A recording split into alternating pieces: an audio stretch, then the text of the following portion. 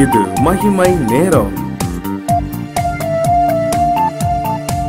கர்த்தருடைய பரிசுத்தமான நாமத்துக்கு ஸ்தோத்திரம். இந்த நாளிலும் இந்த மகிமை நேரம் நிகழ்ச்சியின் மூலமாக கர்த்தருடைய செய்தியை பகிர்ந்து கொடுப்பதிலே மகிழ்ச்சி அடைகிறேன். இந்த நாளிலும் நாம் தியானிக்கும்படியாக தெரிந்து கொண்ட வேத வசனம் 50ஆம் சங்கீதம் 23ஆம் வசனம். 50ஆம் சங்கீதம் 23ஆம் வசனம். ஸ்தோத்திர பலியிடுகிறவன் என்னை மகிமைப்படுத்துகிறான். ஸ்தோத்திர பலியிடுகிறவன் என்னை மகிமைப்படுத்துகிறான். வேதத்திலே பல்வேறு பலிகளை குறித்து நாம் பார்க்கிறோம்.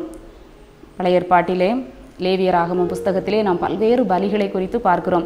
பாவ நிவாரண பலி, குற்ற நிவாரண பலி, போஜன பலி, பான பலி, தகன பலி, சர்வாங்க தகன பலி, இன்னும் கூட இப்படிப்பட்ட பலிகளை குறித்து நாம் பார்க்கிறோம். இந்த வசனத்திலே நாம் ஸ்தோத்திர பலியை குறித்து நாம் பார்க்கிறோம். ஸ்தோத்திர பலியிடுகிறவன் கர்த்தரை மகிமைப்படுத்துகிறான். நன்றி செலுத்துவதன் அடையாளமாக, ஆண்டவரை துதிப்பதற்கு அடையாளமாக இந்த ஸ்தோத்திர பலியை செலுத்துகிறதை நாம் பார்க்கிறோம். பழைய ஏற்பாட்டிலே அந்த ஆண்டவர் இஸ்ரவேல் மோசேயின் மூலமாக சொல்லுகிறார், எனக்கு பலி செலுத்து என்று சொல்லி பலிகளை குறித்து ஆண்டவர் சொல்லுகிறார். தங்களுடைய பாவங்கள் மன்னிக்கப்படுவதற்காக அவர்கள் பலியை செலுத்துகிறார்கள்.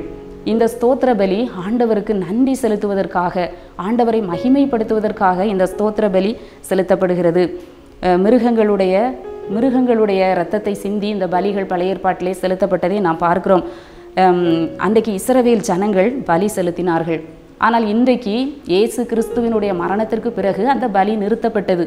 அந்த மிருகங்களை பலி செலுத்துகிற அந்த வழக்கம் நிறுத்தப்பட்டது. இயேசு கிறிஸ்து நமக்காக அவர் பலியிடப்பட்டதினாலே அந்த பலி நிறுத்தப்பட்டதை நாம் பார்க்கிறோம். இப்பொழுது உள்ள காலங்களிலே ஆண்டவர் நம்மிடத்திலே எதிர்பார்க்கிற பலி ஸ்தோத்திர பலியை ஆண்டவர் எதிர்பார்க்கிறார். உதடுகளின் கனியாகிய ஸ்தோத்திர பலியை நாம் எப்பொழுதும் இயேசு கிறிஸ்து மூலமாக பிதாவாகிய தேவனுக்கு செலுத்த வேண்டும் என்று சொல்லி ஆண்டவர் எதிர்பார்க்கிறார். லேவியராகமம் 22ஆம் அதிகாரம் 29ஆம் வசனத்திலே நாம் கர்த்தருக்கு ஸ்தோத்திர பலியை செலுத்த வேண்டும் என்று சொன்னால் மனப்பூர்வமாய் அதை செலுத்த வேண்டும். ஸ்தோத்திர பலியை செலுத்தும் போது மனப்பூர்வமாய் செலுத்த வேண்டும். இன்றைக்கும் அநேகர் ஸ்தோத்திர பலி சொல்கிறதை நாம் பார்க்கிறோம். ஸ்தோத்திரம் ஸ்தோத்திரம்னு சொல்லிக்கிட்டே இருப்பாங்க. அந்த பலியை நாம் மனப்பூர்வமாக செலுத்த வேண்டும். ஏதோ கடமைக்காக அல்ல, ஒரு வாய்ப்பாடு சொல்லுகிற மாதிரி அப்படியே நாம் கடகடான்னு சொல்கிறதுக்காக அல்ல. உண்மையான கருத்தோடு அதை உணர்ந்து மனப்பூர்வமாக நாம் ஆண்டவருக்கு ஸ்தோத்திரங்களை ஏறெடுக்க வேண்டும். அந்த ஸ்தோத்திர பலியின் மேல் ஆண்டவர் பிரியமாய் இருக்கிறார். அந்த ஸ்தோத்திர பலியை ஆண்டவர் அங்கீகரிக்கிறார்.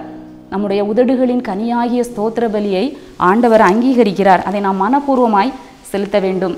ஆண்டவரை துதிக்கும் போது மனப்பூர்வமாக உள்ளத்தின் ஆழத்தில் இருந்து நாம் ஆண்டவரை துதிக்க வேண்டும்.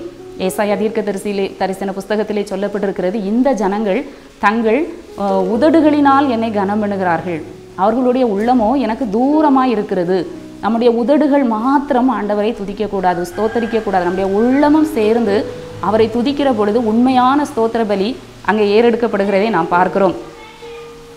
சங்கீதம் 34:1 வசனத்திலே 34ஆம் சங்கீதம் 1 வசனத்திலே தாவீது ராஜா சொல்லுகிறார், கர்த்தரை நான் எக்காலத்திலும் ஸ்தோத்தரிப்பேன். எப்பொழுது இந்த பலியை செலுத்த வேண்டும்? அவர்கள் ஒரு குறிப்பிட்ட காலங்களிலே இஸ்ரவேல் ஜனங்கள் பழைய ஏற்பாட்டிலே பலி செலுத்தினார்கள். ஆனால் நாம் இப்பொழுது எப்பொழுதும் கர்த்தரை ஸ்தோத்தரிக்க வேண்டும். கர்த்தரை நான் எக்காலத்திலும் ஸ்தோத்தரிப்பேன், அவர் துதி எப்போதும் என் வாயில் இருக்கும். கர்த்தரை நாம் எப்போதும் துதிக்க முடியுமா? எப்பொழுதும் அவரை நாம் ஸ்தோத்தரித்து கொண்டே இருக்க முடியுமா? நிச்சயமாக முடியும். நாம் எதை செய்தாலும், எந்த வேலையை செய்தாலும் நம்முடைய உள்ளம் ஆண்டவரை உற்று பார்க்க வேண்டும்.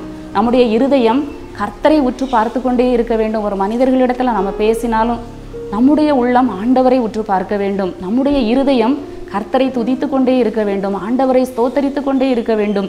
இந்த இருதயமாகிய பலிபீடத்தில் இருந்து எப்பொழுதும் அந்த ஸ்தோத்திர பலி கர்த்தருடைய சமூகத்திற்கு ஏறெடுக்கப்பட வேண்டும். அந்த அக்கினி எப்பொழுதும் அந்த பலிபீடத்தில் அக்கினி அவியாமல் அது எரிந்து கொண்டு இருக்க வேண்டும் என்று சொல்லப்பட்டது போல நம்முடைய இருதயமாகிய பலிபீடத்தில் இருந்து இந்த அக்கினி, இந்த ஸ்தோத்திர பலி எப்பொழுதும் தேவனுடைய சமூகத்திற்கு முன்பாக அது கடந்து செல்ல வேண்டும். நாம் ஜெபிக்கிற பொழுது, ஆண்டவருடைய சமூகத்தை நோக்கி ஜெபிக்கிற பொழுது நம்முடைய விண்ணப்பங்கள் பரலோகத்திலே போய் சென்று அடைகிறது. நாம் ஆண்டவருக்கு ஸ்தோத்திர பலிகளை ஏறெடுக்கிற பொழுது பரலோகத்தின் தேவன் நம்மிடத்திலே அவர் கடந்து வருகிறார். ஜெபிக்கிற பொழுது நாம் கர்த்தரிடத்திற்கு நம்முடைய காரியங்களை ஏறெடுக்கிறோம். ஆனால் நாம் ஸ்தோத்திர பலிகளை ஏறெடுக்கிற பொழுது கர்த்தர் நம்மிடத்திற்கு கடந்து வருகிறார். ஏனென்று சொன்னால் அவர் துதிகளின் மத்தியில் வாசம் பண்ணுகிற தேவன். இஸ்ரவேலின் துதிகளுக்குள் அவர் வாசமாயிருக்கிற தேவன். எங்கே அவரை நாம் துதிக்கிறோமோ, எங்கே அவரை நாம் ஸ்தோத்தரிக்கிறோமோ, எங்கே அவரை நாம் மகிமைப்படுத்துகிறோமோ, அங்கே கர்த்தர் கடந்து வருகிறார். யாத்திராகமத்திலே 20ஆம் அதிகாரம் 24ஆம் வசனத்திலே நாம் வாசிக்கிறோம், என் நாமத்தை பிரஸ்தாபப்படுத்தும் எந்த ஸ்தானத்திலும் நான் உன்னிடத்திற்கு வந்து உன்னை ஆசீர்வதிப்பேன். நாம் அவரை துதிக்கிற பொழுது அவர் நம்மிடத்திற்கு கடந்து வருகிறார். அவருடைய பிரசன்னம் நம்மிடத்திற்கு வருகிறது. அவரை நாம் மகிமைப்படுத்துகிற பொழுது கர்த்தர் நம்மை ஆசீர்வதிக்கிற தேவனாக அவர் இருக்கிறார். கர்த்தர் நம்முடைய ஜெபத்தை அவர் கேட்கிற தேவனாக இருக்கிறார். அவர் துதிகளின் மத்தியில் வாசம் பண்ணுகிற தேவன். அவர் துதிக்கு பாத்திரர். எந்த ஸ்துதி ஸ்தோத்திரத்திற்கும் மேலான நாமமுள்ள தேவனாக நம்முடைய ஆண்டவர் இருக்கிறார். நாம் அவருடைய நாமத்தை சொல்லி துதிக்கிற பொழுது, ஆண்டவருடைய நாமத்தை சொல்லி நாம் துதிக்கிற பொழுது ஆண்டவருடைய நாமம் நம் மூலமாக மகிமைப்படுகிறது. அவர் நமக்கு கடந்த நாட்களிலே செய்த உபகாரங்களை நினைத்து நாம் அவரை துதிக்க வேண்டும். மட்டுமல்ல, அவருடைய படைப்புகள், அவருடைய அதிசயமான கிரியைகளை நாம் பார்த்து ஆண்டவரை துதிக்க வேண்டும். துதிப்பதிலே தாவீது ராஜா மிகவும் ஒரு சிறந்த ஒரு துதியின் ஒரு வீரர் என்று சொல்ல வேண்டும். கர்த்தரை எல்லா காலத்திலும் அவர் துதித்து கொண்டே இருந்தார். ஸ்தோத்திர பலிகளை அவர் ஏறெடுத்து கொண்டே இருந்தார்.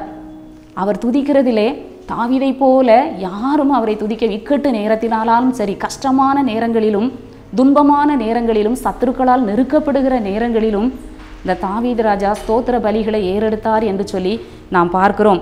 அந்த ஆண்டவரை நாம் துதிக்கிற பொழுது, ஸ்தோத்திரங்களை ஏறெடுக்கிற பொழுது அவருடைய பிரசன்னம் நம்மை நிரப்புகிறது.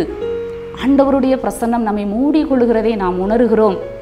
அந்த துதியிலே ஆண்டவருடைய வல்லமை நம்மை நிரப்புகிறது. அவர் நம்மை மூடிக்கொள்ளுகிறார். அந்த துதிக்கிற அனுபவம் உள்ளவங்களுக்கு அந்த காரியம் அவர்களுக்கு புரியும். ஒரு இக்கட்டான நேரத்திலே நாம் இருக்கிற பொழுது, கர்த்தரை மனப்பூர்வமாக நாம் ஸ்தோத்தரிக்கிற பொழுது, உண்மையாகவே ஆண்டவர் கடந்து வந்து அந்த பிரச்சனையில் இருந்து நம்மை விடுவிக்கிற தேவனாக இருக்கிறார். நாம் துதிக்கும் போது முழு மனதோடு ஆண்டவரை துதிக்க வேண்டும். நாமும் கூட ஆண்டவரை நோக்கி பார்த்து இந்த வேளையிலே நாம் ஜெபிப்போம். எங்கள் நல்ல ஆண்டவரே, இந்த வேளையிலும் கூட சுவாமி, நாங்களுமே மனப்பூர்வமாய் துதிக்கத்தக்கதான கிருபை நீர் எங்களுக்கு கொடுங்க சுவாமி. ஸ்தோத்திர பலியிடுகிறவன் என்னை மகிமைப்படுத்துகிறான் என்று சொன்னீரே ஆண்டவரே, நாங்களும் உம்மை மகிமைப்படுத்தத்தக்கதாக, உம்மை துதிக்கத்தக்கதாக, எல்லா சூழ்நிலைகளிலும் கர்த்தரை நாங்கள் மகிமைப்படுத்தத்தக்கதாக எங்களுக்கு உதவி செய்யுங்க சுவாமி. துதிப்பதால் பெரிய காரியங்களை எங்கள் வாழ்க்கையிலே நாங்கள் சாதிக்க முடியும் ஆண்டவரே. எங்கள் வாழ்க்கையிலே ஆண்டவரே துதி ஸ்தோத்திர பலிகளை எக்காலத்திலும் நாங்கள் உமக்கு செலுத்த, உதடுகளின் கனியாகிய ஸ்தோத்திர பலியை எப்பொழுதும் உமக்கு செலுத்த எங்களுக்கு உதவி செய்யும்.